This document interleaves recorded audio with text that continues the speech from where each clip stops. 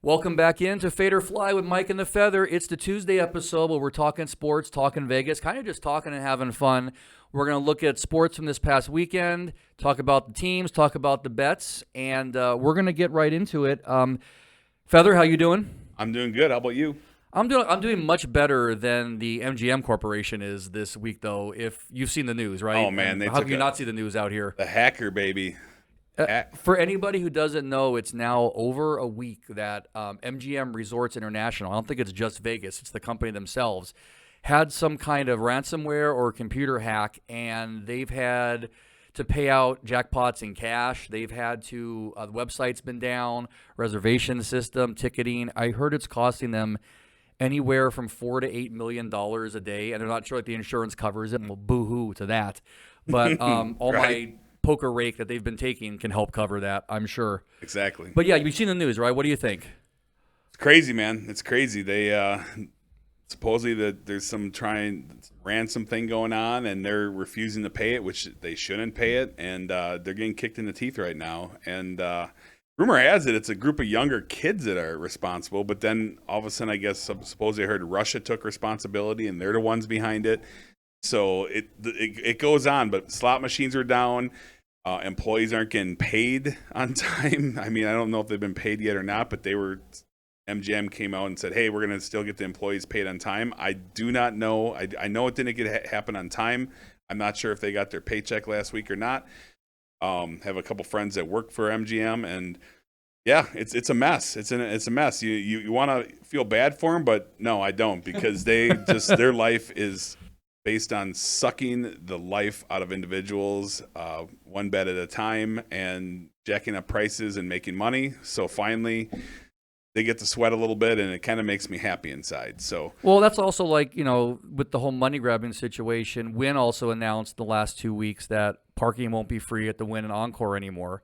It will be if you're a poker player. I'm sure it's the usual minimum 2 hours of play. But yeah, now that is going to be paid parking. So it basically leaves Mirage and who else even is there? So TI? Wynn, I didn't hear about Wynn. So I know Venetian changed it, but Wynn now too? Venetian changed it, and the Wynn changed it. Exact same reason, because their parking garages on the top floor is good prime viewing space for the Sphere when it has the light show going on. And also when they're going to have concerts, people are going to try and park there and hoof it over. So yeah, so free parking came, drifted in some places. Now it's completely back. And the thing is too, love him or hate him as a poker player, Sheldon Adelstein was always against paid parking. He said no paid parking at the Venetian properties as long as he was alive, and then, well, he went and died. So I guess everything's fair game. But yeah, it's just a shame, because they're getting you for anywhere from $30 to $50 before you even set foot in the door nowadays. Yep, for their really shitty Wi-Fi and for a pool that you really don't use. They never explain why when the pool's closed from November until April, because that's one of their amenities that they offer, the gym use, which, give me a freaking break. What percentage of people are using the gym or using their shitty Wi-Fi or any of that, right? And the pool is closed the majority of the time, but do you think they do like, hey, during the months the pool is closed, we're going to do a rebate and it's going to be $15 off your resort fee? Hell no. They will gouge you the year round. Well, unfortunately, I'm guessing like anything else, if you raise prices on a corporation, they pass it down to the little guy, to the consumer. So I almost wonder if the longer this goes on, the higher risk, there's going to be even higher increases at MGM properties, but who knows? Who knows? And Caesars had the same thing happen. They announced it did already happen. They had ransomware attack, and they paid it out. They paid out the ransomers. Caesars, yeah, and they kept it quiet. They didn't share it at all. Exactly. And now they have to come clean because lots of information was taken too. A lot of private information. So, holy man, you'd think these multi-billion-dollar companies would be able to, have better safeguards against this stuff. But well, there you go. Not. The whole casinos are impenetrable. Casinos are safe. You can't ever go away. That kind of undermines the whole thing. Maybe physically you can't now, but this is the whole new era. So, and shout out to the people who actually, the four of you who texted me asking if I was behind it, that you respect my retired IT skills, that I could have pulled something like that off. But no, not yet. Not yet. All right, so let's go ahead into a little bit of sports. We had a bit of a rough week with our football picks, which we're going to go into a recap of those in the segment we call the Watercooler Recap.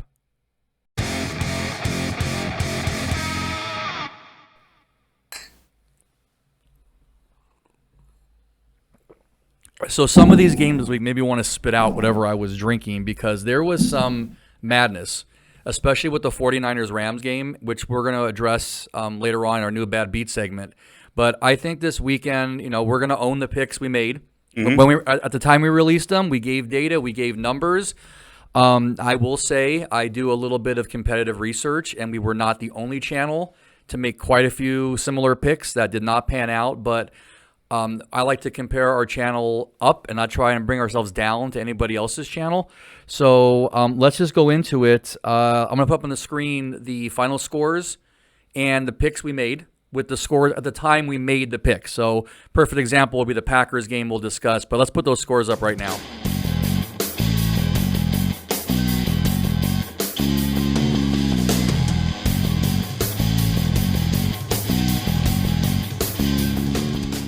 All right, Jason, I sat next to you for this first game we're going to look at, the Packers at Falcons, and it made for a rough Sunday.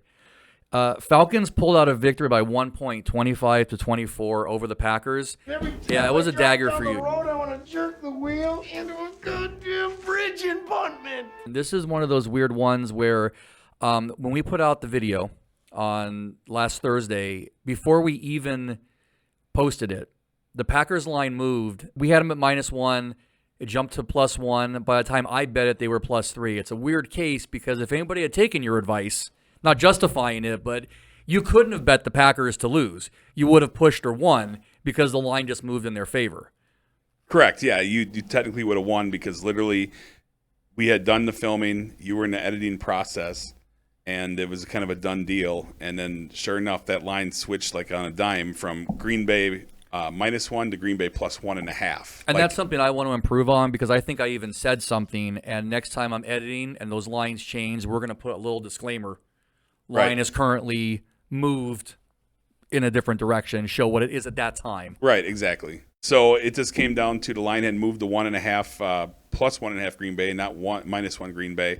And actually after that point on, from each day after, it went up and up and up, and up to game time, it was +3 Green Bay. So Green Bay made me money, but they made you miserable. So what'd you think of the game in general? Oh, man, Green Bay losing was it was painstaking. I mean, Jordan Love had a great game, 3 touchdowns, 0 interceptions. I felt like the defense played pretty solid. But what can you do? They were missing a ton of players. They were missing their number 1 running back, their number 1 wide receiver, their number 1 tackle, and their number 2 tackle got hurt in the game. All that said, it came down to the end. Green Bay had control the whole game, and they fell short. That's all there is to it. They fell short. No excuses. They lost by 1. They're 1-1, and it's on to next week. And as far as from the 4-unit standpoint, most people that did take my advice, shout out to Wisconsin Tom. Wisconsin Tom, on his way to Racine, Wisconsin, stopped at Potawatomi and put in a nice little wager. Those aren't real words or places, right? That's like Wisconsin made-up language? Or So Wisconsin Tom goes and he makes a $400 bet, he said, on the Green Bay Packers, and he got +3. So he rolled, and he rolled with the feather, and he banked it. So and he'll be bringing us some Wisconsin good food next month, I hear, on the show. Yep. In celebration. So shout out to Wisconsin Tom. We're going to have a good old Packer tailgate on the show a couple Thursdays from now, and eat some bratwurst and all kinds of good stuff. That show, I guarantee, will be produced late because after all that food, I ain't going to edit stuff for 2 days. I'm pretty sure. Yeah. All right, let's look coma. at the next game. We're always lucky enough, for better or for worse, to have to watch the Raiders game with audio at the Westgate because it's the local game. This was the Raiders at the Bills. The Bills eked out a victory, 38-10. And I have in my notes that you actually said on the podcast last week, they're going to cover by 14. They're going to cover win by 21. They won by 28.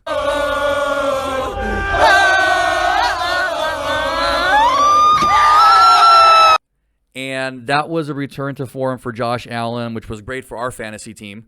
Absolutely. I think for a lot of Josh Allen fantasy owners. So you got scared in week 1. I think he's recovered a bit from week 2. Thoughts on the game at all in this one? But just the Bills are now set?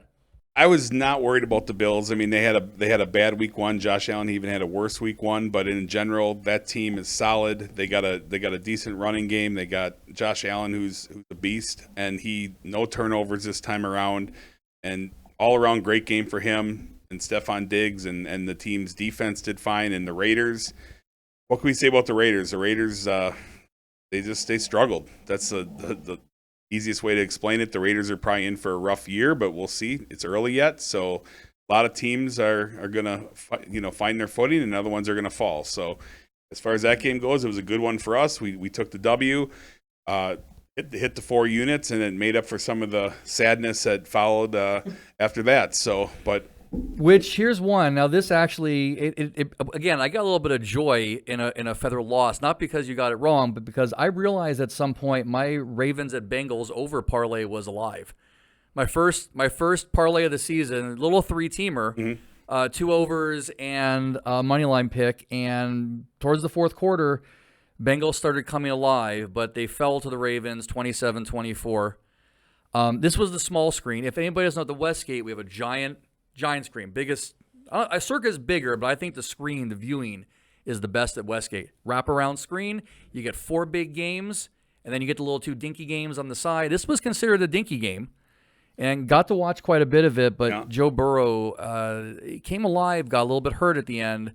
I don't know. They lost their first 2 games last season, too, so maybe that's just a pattern for them. Yeah, I mean, the Bengals, Joe Burrow re-aggravated his hamstring, I guess, and questionable in day-to-day on what that status is. We'll find out in the upcoming days. But the Bengals, I mean, people are down on them, and I'm not happy. I've picked them twice, and they've shit the bed and shit on me. So, but outside of that, I think they're still just as talented as they were the last couple of years. I think they'll pull it together. They're in a tough division, but lucky for them, the Browns are stuck at 1-1. The Steelers are 1-1, and yes, the Ravens are 2-0, but they're right there. It's early, a lot of football to be played. It hurts that they lost back-to-back division games, but I think when it's all said and done, the Bengals will be fine, assuming Joe Burrow continues to play, and he's going to be okay. If not, then it might be time to mail it in, and that season is going to be lost for the Bengals. Very true. There's a big difference between 1-1 and 0-2. Oh yeah, as some teams are finding out here. Next, we had the Chiefs at Jags. And I'm not a huge Jaguars follower with the players. Trevor Lawrence, though, looked like he could get something going, but there was a defensive battle and a sloppy battle. At one point, you think, this is it. How many more times can the Jags defense stop KC? And then KC finds a way to stop themselves with very un-Patrick Mahomes-like turnovers or fumbles from the receivers. We did have a sighting, though, of Sky Moore. Somebody called 911, reported he's in the locker room. Somebody dragged him out. It might have been at the end, but the man showed up and caught a ball this week. Now, you know this don't look natural. Now, you know it don't. Okay, now go out there and catch a ball for a change, all right?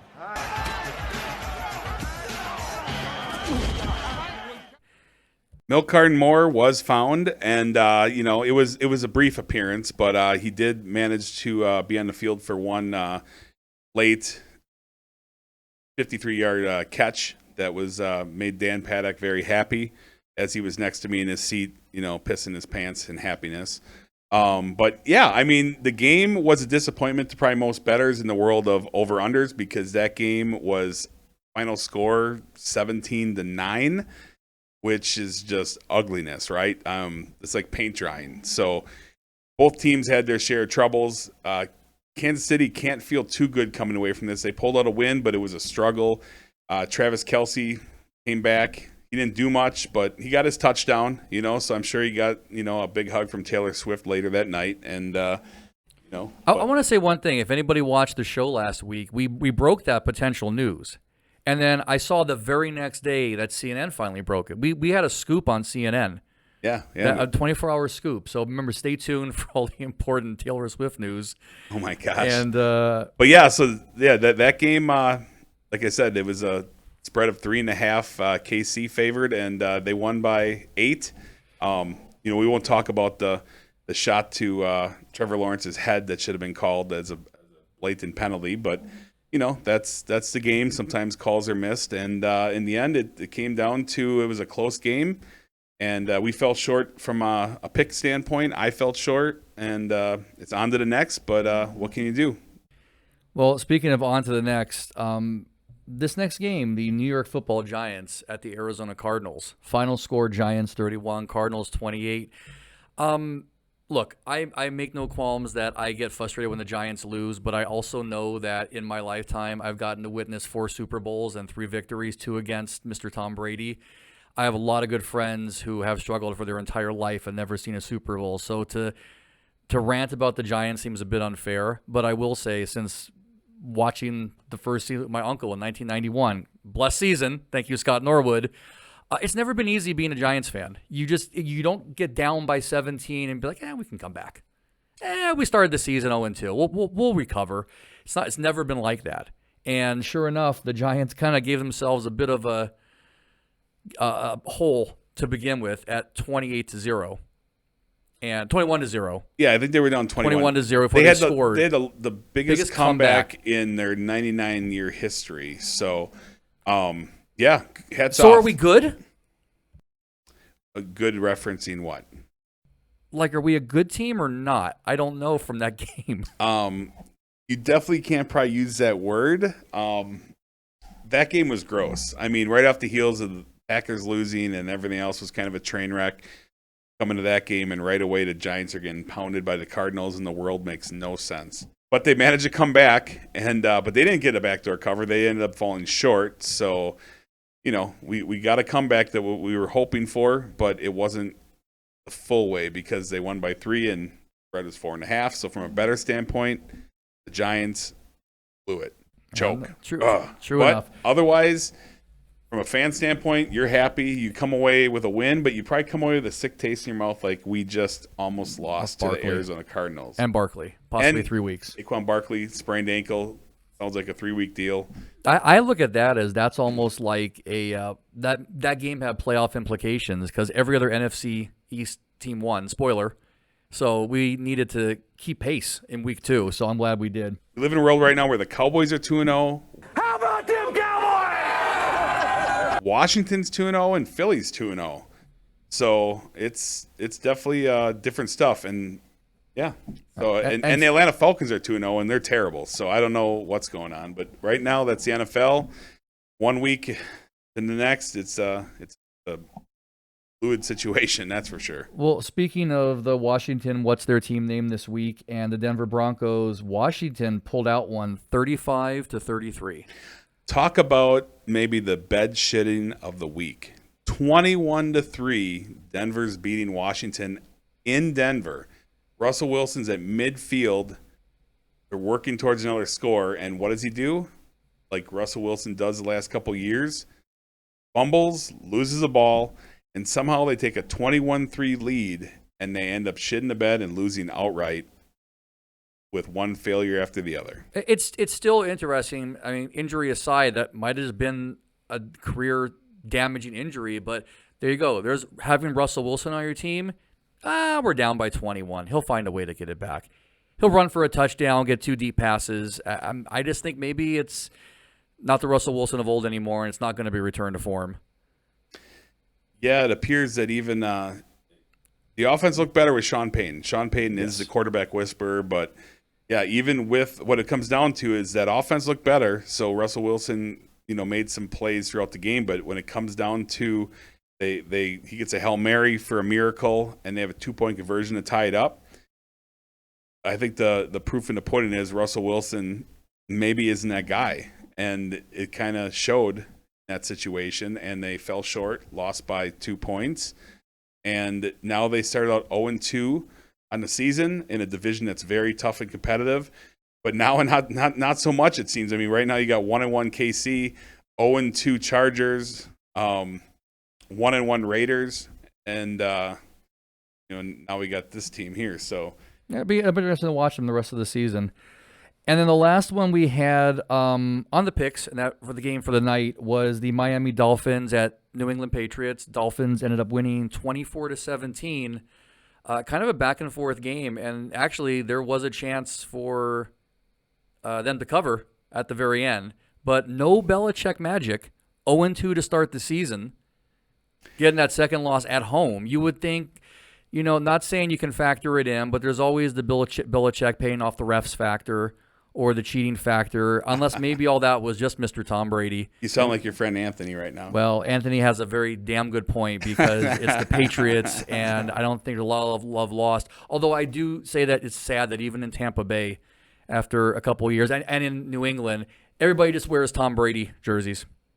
With the roller coaster of quarterbacks on all these teams and players, I guess, we'll just go with Tom. Oh yeah, they'll be wearing Tom Brady jerseys for the next 30 years, and that's about it. That's their one moment in the sun, and they're gonna play that out forever. So as far as the game, Belichick 0-2 and two losses in Foxborough to start the season. That's kind of shocking. They did play a decent game. They were able to run a little bit. Miami was not as impressive on offense, but they were really good. I mean, for the first two games, their total stats is just shy of 1,000 yards or whatever it is. So they look good.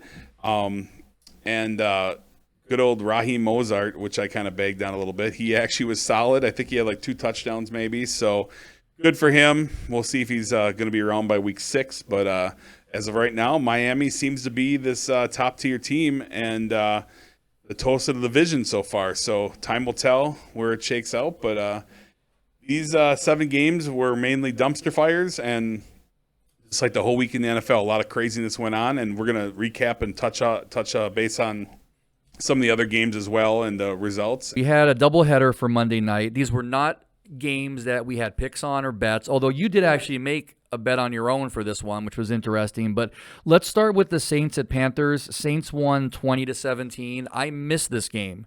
So what happened in it? What was interesting? Good bounce back for the Saints? The Saints pulled it out, but I mean, it was ugly. I mean, Carolina Panthers are they're young and they're not good right now. I mean, they don't really have an identity at receiver. Bryce Young, their quarterback, looks a little bit disheveled out there. He actually, towards the end of the game, lined up, not over the center, but lined up over the guard. And and his running back literally had to push him over to the center where the ball was. And so, yeah, he's young. That's going to happen. So we'll see. It doesn't, can't read into it, but he did look not so great. On the other side of the ball, Derek Carr wasn't particularly impressive himself. But he did enough. He did enough to get the win. And I guess the bright spot is Michael Thomas is back. He had a decent week 1, and now in week 2 he had another nice little game. I think seven-ish type catches, 50 to 60 yards. And Chris Olave did his thing. And the running game was mediocre. They need Alvin Kamara back, and he'll be back after week 3, and that will add a whole nother dynamic to that offense. But for now, they got it done at the very end. Of course, if you were a betting man on that game, it turned out to be a push in most cases, depending on when you bet it. I think the line was 3. They ended up winning by 3 because they gave up a touchdown at the tail end to blow the cover. But outside of that, it was kind of a low-scoring game, kind of boring for probably 3/4 of it. And that's about all I had to say on that one. Yeah, I didn't think anything major happened there, but there were some major happenings in the Cleveland Browns at Pittsburgh Steelers game. Steelers pulled this off 26-22, and not to be dramatic, but I think in a way Cleveland got 2 losses last night. Yeah, I liked this game. I did not choose to put it out as a pick. I did like Pittsburgh to win that one. I did not see Mike Tomlin losing 2 back-to-back home games like Belichick did. I thought that for sure that they would get off the schneid and get the win. So I actually, on the money line bet, I took I bet 300 to win 330 profit on money line Steelers. So happy about that win I got. But it was an ugly game. I mean, we did have some bright news. Pickett the Pickens actually finally happened. They started to kind of get on the same page a little bit and got a nice long 70-yard touchdown. But Pickett's it was tough sledding early on, and Cleveland, they faced lots of devastation. Running back Nick Chubb, an absolute stud, took a harsh, gross knee injury to the point where they would not replay the angle of the injury, and it's very safe to say he's done for the year. I think they did say he's done for the season. It's because in college too, he had like multiple injuries, right? ACL and MCL. Well, in 2015, he like dislocated his knee. He blew out every ACL, MCL, PCL, all blown out. So this could be bad. It's the same leg. So I don't know. I mean, could this be a career ender? It's possible. I mean, running backs, it's tough. But that game was back and forth, and definitely had a sweat that went out a little bit. But Pittsburgh got the win, and Cleveland took a lot of bang-up injuries. Now, Amari Cooper came in with a groin issue. He ended up playing. I was surprised by that because Mr. Adam Schefter, who's not usually wrong, actually said he was doubtful. And when usually the word doubtful comes out of his mouth or most, that means you're not going to play. But he did play, and he actually had an impact early on. Deshaun Watson, he had a mediocre game. But, yeah, I'll say he has that. his work cut out for him now without Nick Chubb. Yeah, with no Nick Chubb, they got a rookie running back, Ford. We'll see where he's going to go. It's always next man up in the NFL, but I have a feeling that Cleveland is probably going to be mailing it in the rest of the year, but we'll find out. Their defense is solid. I mean, Ladarius Smith has been really good, and I feel good about the team's defense, but offensively, I think they took a hit, and it's going to be tough sledding the rest of the year for Cleveland. But, yeah, that's what I got, and that's the games for the week. It was a range of emotions for the week. I mean, up and down. A lot of disappointment, but it's only up and away from here. And well, okay, so that was definitely a bad beat for the Browns, but we're actually going to use this weekend of football to introduce a new segment called Bad Beats of the Week.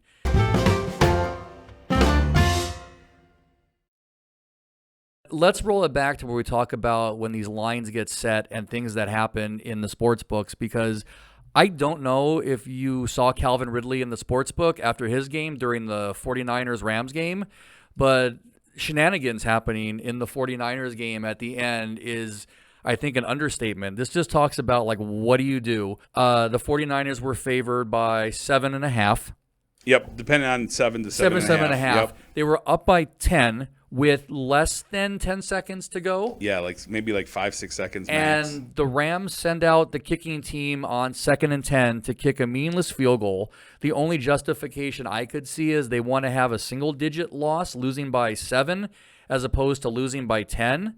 But I think in another 20 seasons of the NFL, if it's all on the up and up, we wouldn't see anything like that. And that literally crushed everybody's bet on the 49ers to cover.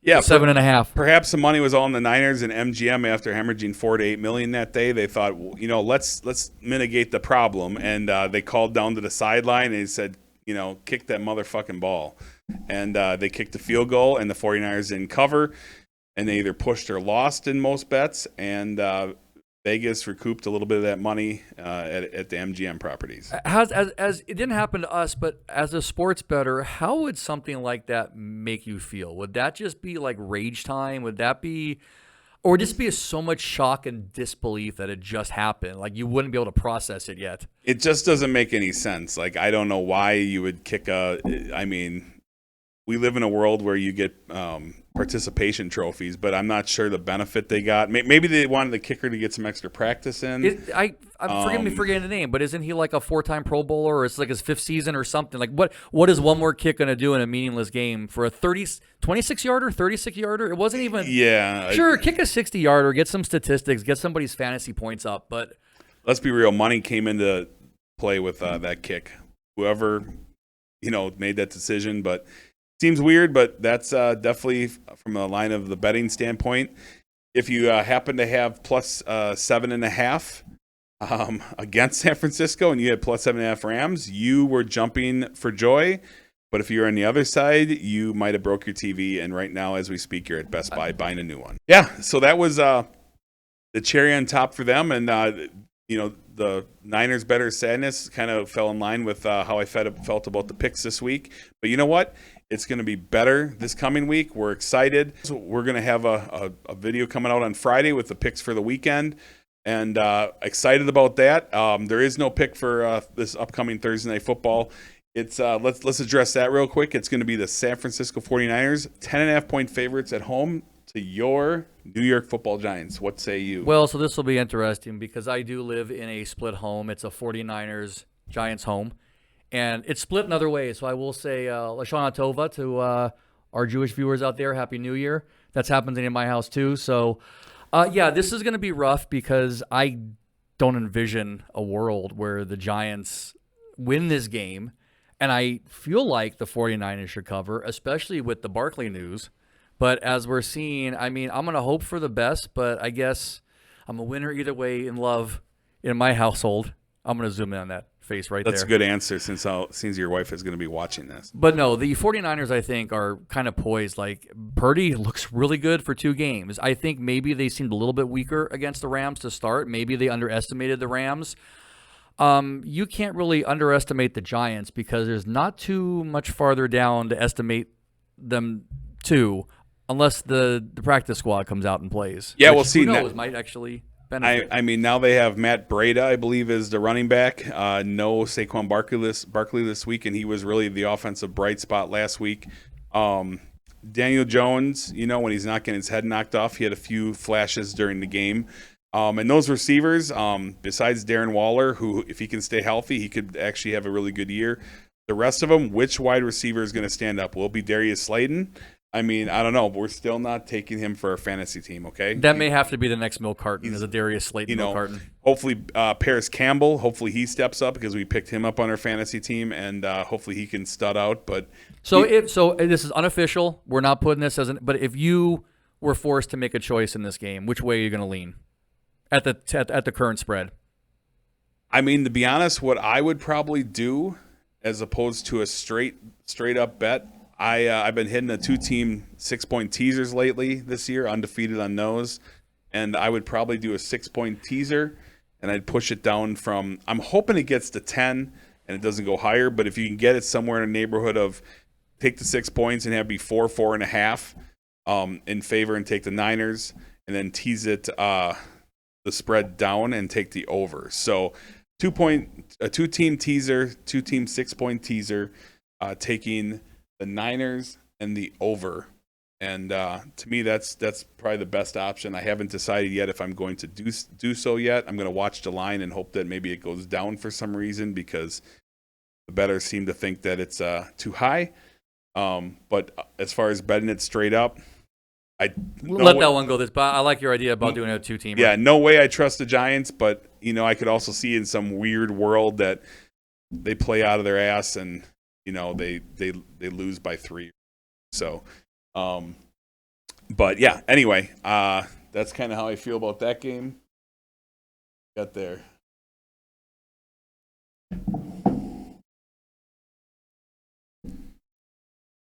Mike's praying for the win, but it's most likely not coming. But definitely not touching it from a betting standpoint. Besides the 2-team teaser. All right. So that's going to do it for this week. These Tuesday shows are going to be taking a little bit of a different format. We'll recap the sports for those interested. Yep. And we're going to be working in some more Vegas stories, some randomness. Didn't happen this week, but we're going to get Jason to watch some funny memes last week. Speaking of funny memes, you made your first video short this week. I embellished it a little bit, which might be the greatest impersonation of The Rock that I have ever seen, and I think we're going to go out on that. Okay. So until later this week, actually, guys, thanks for watching. This has been Mike and the Feather, the Fader Fly Show. We will talk to you in just a couple of days. Good luck out there with the rest of your sports betting, and stay safe. And don't go to MGM because you might get your credit card number stolen. Thanks, guys. We'll see you Friday, and we'll have some picks for you. Have a good one. Try to steer clear of MGM properties until if you can smell what the Feather is cooking. Boom.